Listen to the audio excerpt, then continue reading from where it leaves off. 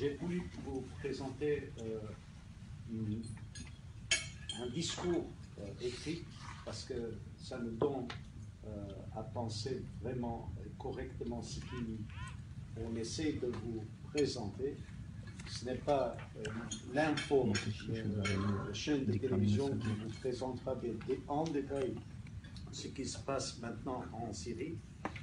Je vous dirai un seul mot, que Alep, surtout Alep, une ville martyrisée ou martyre, ça redevient une ville vivante. Je viens d'Alep avec beaucoup d'espoir. Permettez-moi de lire mon discours à moi, si vous permettez.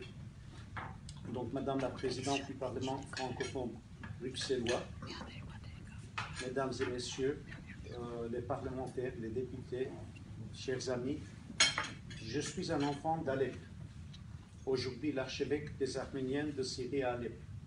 Je viens de l'un des berceaux de la civilisation mondiale, aujourd'hui ville martyre. Durant les 6 dernières années, nous avons vécu l'enfer sur terre, entouré d'éléments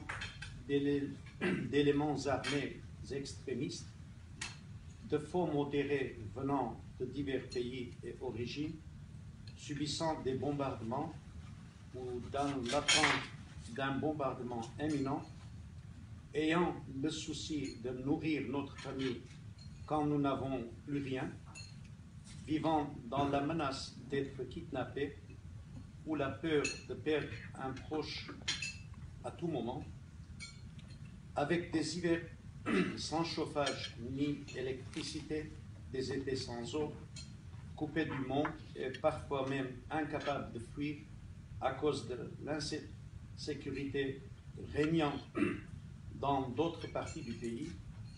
Voici un résumé les conditions dans lesquelles a vécu notre communauté durant ces années de guerre. Aujourd'hui, le fait de m'accueillir ici, dans le Parlement francophone bruxellois, est un témoignage de votre solidarité avec les Arméniens de Syrie. Et je vous en remercie du fond du cœur. Permettez-moi d'abord d'avoir une pensée aux victimes innocentes de cette barbarie, aux blessés qui en souffrent à ce jour, mais également à tous les acteurs de la vie communautaire, surtout ceux d'entre eux qui, durant toutes ces années de guerre, parfois au prix de leur vie, ont continué de travail éducatif, culturel, humanitaire et politique. Une pensée aussi à nos jeunes qui ont participé jour et nuit à la défense de nos quartiers dans un climat d'agression et d'insécurité généralisée. Je viens d'Alep, j'apporte avec moi un message de paix. Je viens d'Alep pour vous parler, et quel paradoxe allez-vous me dire, de cet optimisme qui nous habite quant à l'avenir de notre pays.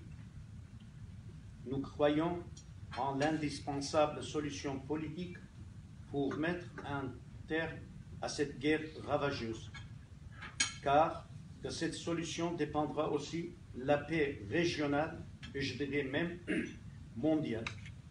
Notre communauté, reconnue pour sa fidélité et son travail, est capable de contribuer à la création d'un environnement favorable à cette paix, car nous avons toujours œuvré pour la coexistence des communautés dans une Syrie où, depuis la nuit des temps, musulmans, chrétiens et juifs y ont vécu ensemble dans le respect et la fraternité. Et comme vous le savez peut-être, depuis le premier jour de l'éclatement de la guerre, la communauté arménienne de Syrie est radicalement opposée à toutes sortes de guerres dans le pays, car nous sommes profondément convaincus que c'est uniquement par le dialogue que les problèmes trouvent leur solution, et ceci partout dans le monde. Cette paix est la condition primordiale de la reconstruction, non seulement des infrastructures, mais également celle des esprits. À l'occasion de notre présence parmi vous aujourd'hui, je souhaite partager avec vous quelques réflexions. Il est nécessaire de voir, reconnaître et admettre les réalités. Comme le dit clairement l'Évangile, la vérité vous libérera. Et notre souhait est que la Belgique et l'Union européenne multiplient leurs efforts pour l'établissement de la paix dans le monde entier, mais plus particulièrement au Proche-Orient. Les changements sont indispensables pour le progrès de l'humanité. La Syrie aussi a naturellement besoin des changements. C'est l'avis de tous. Mais est-il concevable de chercher la solution à travers la guerre, la barbarie et la destruction? C'est pourquoi nous voulons insister sur la seule voie possible, celle d'une solution politique convenable et avec la participation de tout le monde qui aboutira sûrement à la paix. En Syrie, la paix et le vivre ensemble passent par le dialogue vivant et franc entre tous les citoyens syriens, quelle que soit leur religion ou leur confession ou même leur conviction. Et c'est afin de